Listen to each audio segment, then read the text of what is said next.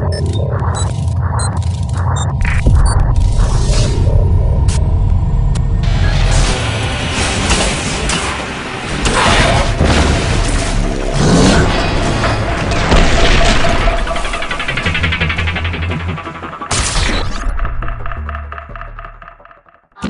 collection is really one of the most key parts in Darkspore. As you progress through the game, the planets you beam down to and the enemies you meet will become progressively harder. One key way to keep your squads alive is to collect better loot to upgrade your creatures with. Like most action role-playing games, Darkspore is mainly about finding and collecting the most powerful loot for your creatures. What makes Darkspore unique is how many different kinds of loot there is to collect, as well as the way you can collect it. There are two different ways to acquire loot in Darkspore. The first is dropped loot. You'll find this, anytime you kill an enemy, there's a chance it'll drop loot. One of the most basic would be health and energy orbs.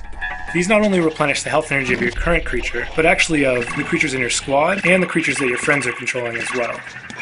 You'll also collect DNA helixes along the way. DNA is the currency of Darkspore, and it is necessary when you want to attach genetic parts to your creatures. The parts you find are based on the level of the enemies you're facing. Parts in Darkspore can be found in 4 different rarity levels. There are common items which just increase your health. There are uncommon items which have a random suffix that will give you an additional stat. Then there are rare items which not only have a suffix but have additional stats and are more powerful. And then finally there are the epics which have 2 additional stats and are even more powerful. A lot of the strategy of Darkspore comes from taking loot that you find and pairing it up with the correct heroes. Catalysts are instant buff crystals that drop in a level. As you can see here, you have a grid that you'll be filling up with catalysts as you pick them up. Each catalyst has a different color. When you fit 3 catalysts in the same row or column that are of the same color, it'll actually make all of them more powerful. So savvy players in co-op will be able to trade with their friends, perhaps collecting all of the red catalysts, which will give them lots and lots of bonuses as they fill in all of the rows and columns in their grid. Another way to get loot is from unlocking the obelisks that are randomly placed on planets.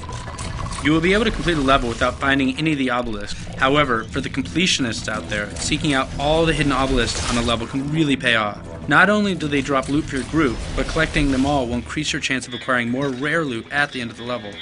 And then there's cash out loot. So when you choose to cash out in the push your luck system, you'll be awarded with kind of more powerful handcrafted loot. Here you can see that I got a gold medal because I killed every single enemy, a silver medal for finding obelisks, and a bronze medal because I finished with only a single creature remaining. On this screen, I can now decide to either collect my reward, or I can put it all on the line and face this next challenge. But if I continue and fail, I'll lose all of the bonus loot that I'd earned from this chain. If I choose to cash out, Helix will evaluate my performance across the entire chain of levels and award 1 piece of loot per planet completed. The better the medals that I've earned, the better my odds are of earning rare and epic bonus loot.